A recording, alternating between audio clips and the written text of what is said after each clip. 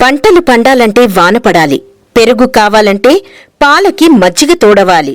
మరి సినిమా ఇండస్ట్రీలో gossips, rumours పుట్టాలంటే ఏం చెయ్యాలి? ఏముంది, సింపుల్. ఎవరికి తోచినట్టు వాళ్ళు థింక్ చేయడమే. ఈ పుకార్లకి పాలిటిక్స్ ఏం తక్కువ కాదు. ఫలానా లీడర్ ఆ పార్టీలో నుండి ఈ పార్టీలోకి జంప్ అవుతున్నాడంట, ఆ ఎమ్మెల్యే ఇంత కమ్ముడుపోయాడంట లాంటివన్నమాట. రీసెంట్గా సోషల్ మీడియాలో ఓ రూమర్ వినిపిస్తుంది.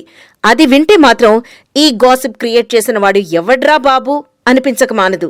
అదేంటయ్యా అంటే 2019 ఎలక్షన్స్లో వైఎస్ఆర్సీపీ అధికారంలోకి వస్తుంది, వైఎస్ జగన్ ఏపీ సీఎం అవుతాడు అని. సరే, ఓకే, అలానే అనుకుందాం. మరో పిచ్చ పరాకాష్ట ఏంటంటే పవన్ కళ్యాణ్ ప్రధానమంత్రి అవుతాట. ఏంటి, షాక్ అయ్యారా?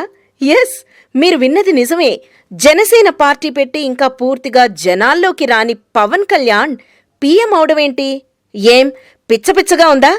ఒకవేళ అతను ఏదైనా మూవీలో పీఎం క్యారెక్టర్ చేస్తున్నాడా అనుకుంటే పొరపాటే.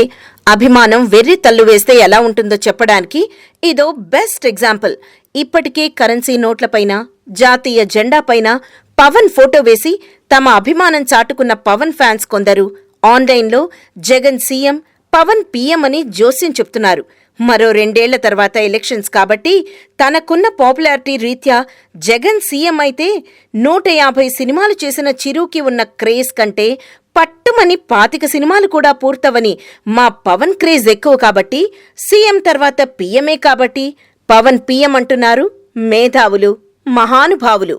మరిన్ని ఫ్రెష్ ఫిల్మ్ అప్డేట్స్ కోసం మా టీఎఫ్సీ మీడియా ఛానల్ని సబ్స్క్రైబ్ చేసుకోండి.